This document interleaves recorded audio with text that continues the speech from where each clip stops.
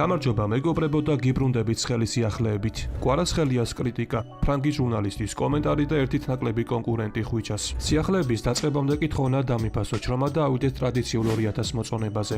არხის მაყურებელთა 64%-ს კი არხი ჯერ კიდევ არ აქვს გამოწერილი. ამიტომ თუ შენც მათ რიცხვში ხარ, თხოვნა გამოიწერო არხი და დაეხმარო მას განვითარებაში. მადლობა თუ შენ ეს ჩემი ორი პატარა თხოვნა გაითვალისწინე და მოდი დავიწყოთ. რა განაცხადა ლივერპულის მწვრთნელმა მამარდაშვილზე? პრემიერ ლიგის მორიგ ტურში ლივერპულის სანდერლენდს დაუპირისპირდა და ფრედ 1-1 ითამაშა. ლივერპულმა მორიგი ქულები დაკარგა და უკვე დიდია იმის შანსი, რომ ლივერპულის თავკაც ძალიან მალე გაანთავისუფლებენ. აღსანიშნავია, რომ ამ შეხვედრაში მონაწილეობა მამარდაშვილს არ მიუღია და სასტარტოში თამაში ალისონმა დაიწყო. ხოლო სანდერლენდთან თამაშის წინ ლივერპულის მწვრთნელმა პრესკონფერენცია გამართა, სადაც მან მამარდაშვილის შესახებაც ისაუბრა. სწრაფად თამაში ყველაზე მნიშვნელოვანია. მაგალითად PSV-ს ან მატჩის დროს ერთ-ერთ ეპიზოდში გიორგი მამარდაშვილს ჰქონდა ბურთი და თამაში სწრაფად არ შეიყვანა. სამკუთხედის გაკეთება შეგვეძლო, მაგრამ ის ფიქრობდა, რომ PSV პრესინგზე ითამაშებდა. სწორედ ამიტომ შეყოვნდა. ეს უბრალოდ ერთი მომენტი იყო, მაგრამ სასარგებლოდ ნამდვილად არა. სანდერლენდი კი PSV-ს მსგავსი გუნდია და მათთან სწრაფი ტემპი დაგვჭირდება. განაცხადა ლივერპულის თავკაცმა. რაც შეეხება მამარდაშვილს, მისი ძირითად შემადგენლობაში თამაშის შანსები შემცირდა, რადგან ალისონ ბეკერმა ტრავმა თლიანად მოიშუშა და სრულ მზადყოფნაშია. თუმცა უნდა ითქვას ისიც, რომ ლივერპულს ვერც ალისონის დაბრუნება მუშველა და ამჟამად მერსესაიდული გრანდი პრემიერ ლიგაში 22 ქულით მერვე ადგილზეა. დღით-დღე პროგრესირებს. რა განაცხადეს ჩაკვეტაძის შესახებ?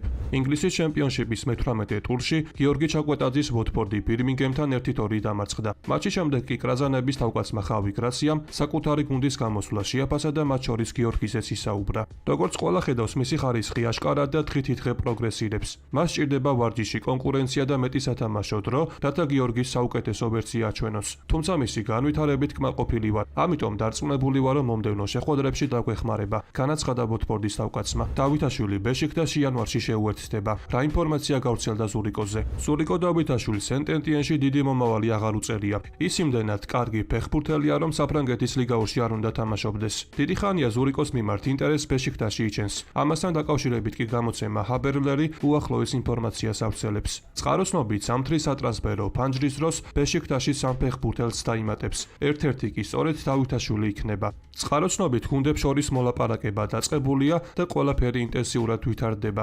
შეგახსენებთ, რომ თურქულ კლუბს ქართველი შემტევის გადაბირება გასულ ზაფხულსაც სურდა, თუმცა საბოლოო ჯამში შეთანხმება არ შედგა.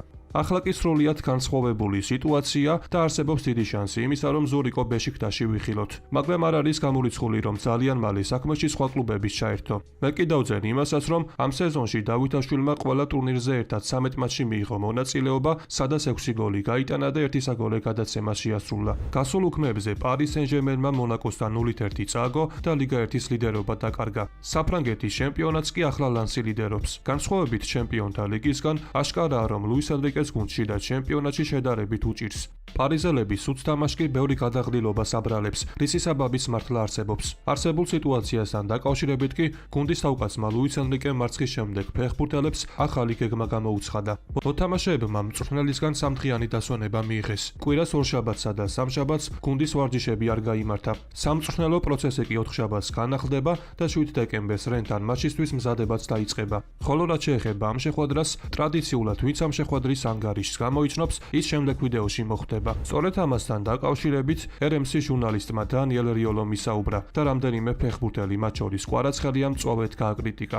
შაბათს ლუი მეორეზე თითქოს ჟუაუ ნევეშის ძმა, ვიტინიას ძმა და ფაბიან რუისის შორეული ბიზაშვილი ვნახებ. თითქოს ფეხბურთს ისინი თამაშობდნენ. სამივე ნახევარმცველის ასეთი სუსტი თამაში შოკის მომგვრელია. კვარაცხელიას აშკარად ორი სახე აქვს, მაგრამ თვითონ თუ ისიან როგორ არჩევენ მატჩებს, არ ვიცი. ფიქრობ საქმე მენტალურ სისუსტესთან გვაქვს. განაცხადა რიოლო. ასევე ხვიჩას შესახებ ცნობილმა ფრანგმა ჟურნალისტმა დომინიკ სევერაკმა ისაუბრა, რომელმაც კვარაცხელიაზე რიოლოსგან განსხვავებით უფრო პოზიტიურად ისაუბრა. ხვიჩას შესახებ ვიტყოდი, რომ ამჟამად თავისი ფორმის აღდგენას ცდილობს. ბოლო სანაკრებო თამაშებმა მასზე დადებითად იმოქმედა და გუნდში უფრო აქტიური დაბრუნდა. მას პერიოდულად აქვს გუნდის დაჭიმულობები, რის გამოც მან რამდენჯერმე მიიღო ტრავმა. არ მგონია, რომ ახლა 100%-ით იყოს ფორმაში, განსაკუთრებით დაცვაში. ვისურვებდი, რომ მარცხენა ფლანგზე ითამაშოს, რადგან ამ ეტაპზე ბრედლი ბარკოლა ამ პოზიციაზე თამაშს არ იმსახურებს. ზოგადად ამ სეზონში ბარკოლა არც ერთ პოზიციაზე არ იმსახურებს დიდი დროით თამაშს. კვარაცხელიას მნიშვნელოვანი გავლენა აქვს თამაშზე, რადგან თანდაყოლილი თვისებების გარდა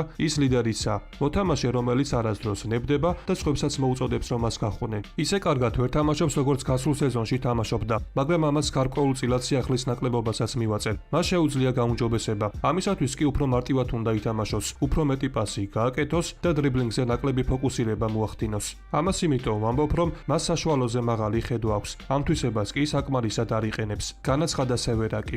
ცნობისთვის დომენიკ სევერაკი გავლენიანი ფრანგი ჟურნალისტია, რომელიც ლე პარიზიანის მთავარი რეპორტიორი და ამავდროულად ეკიპის კონსულტანტიცაა. ხოლო სევერაკი ფრანგულ მედიაში PSG-სა და საფრანგეთის ნაკრების გარშემო ანალიტიკური სტატიების მომზადებით გამოირჩევა. რაც შეეხება PSG-ში განვითარებულ მოვლენებს, შესაძლოა კვარაცხელიას ერთით ნაკლები კონკურენტი ჰყავდეს. კერძოდ დეზირე დუემ შესაძლოა კარიერა ინგლისის პრემიერ ლიგაში, კონკრეტულად კი მანჩესტერ სიტიში გააგრძელოს. ამის შესახებ კი გამოცემა ფიჩახესი იტყობინება. გამოცემის ინფორმაციით, ქალაქელები ზაფხულში დუეს გადაბირებას გეგმავენ და მზად არიან, რომ 2026 წლის ზაფხულში 100 მილიონი გირვანკა გადაიხადონ. თავის მხრივ პარიზელები დუეს თამაშით კმაყოფილები არიან და სურთ, რომ მასთან კონტრაქტი 2030 წლამდე გაახანგრძლივონ, თუმცა ამ საკითხზე მოლაპარაკებები ჯერჯერობით არ დაწყებულა.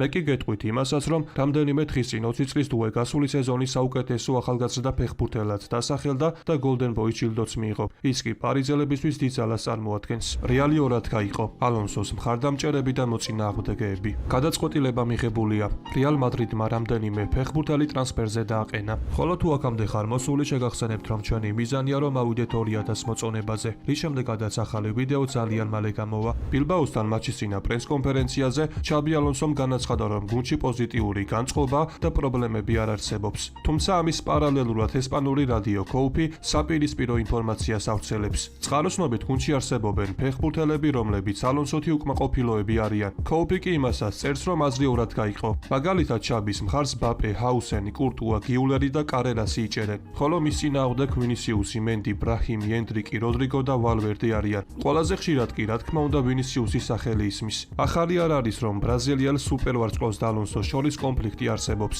ხოლო რაც შეეხება სხვა ფეხბურთელებს, ისინი თავიანთი სათამაშო წუთებით უკმაყოფილოები არიან. ეს ყველაფერი კი სამეფო კლუბის შედეგებზე ისახება. მიუხედავად იმისა, რომ მათ გუშინ ბილბაო გაანადგურეს, მაქამდე მადრიდულმა კლუბმა ზედიზედ 3 ფრე ითამაშა. ამის გამო კი რეალმა ლიდერობა დაკარგა და ახლა ბარსელონას ერთი გული ჩამორჩება. თუმცა უნდა ითქვას ისიც, რომ მიუხედავად ასეთი სიტუაციისა, ჩაბი ალონსოს გათავისუფლებაზე ჯერჯერობით არანაირი ინფორმაცია არ ვრცელდება.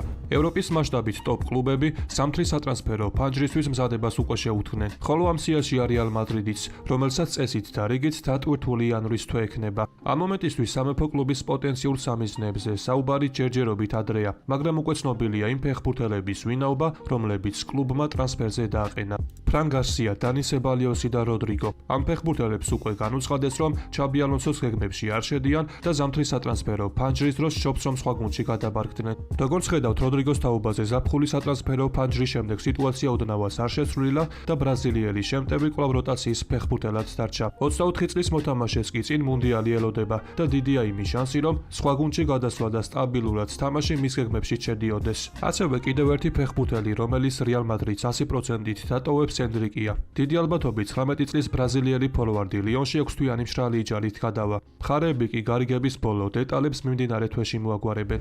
დღევანდელ ვიდეოს კი ამით დავასრულებ. მოტივაციისთვის კი თხოვნა, რომ ავიდეთ მინიმუმ 2000 მოწონებაზე. ასევე გამოიწერი არხი, რათა იყო მუდმივად საქმის კურსში. ყველას გისურვებთ ჯანმრთელობას და ბედნიერებას. მე კი მომავალი ვიდეოთი ძალიან მალე დაგიბრუნდებით.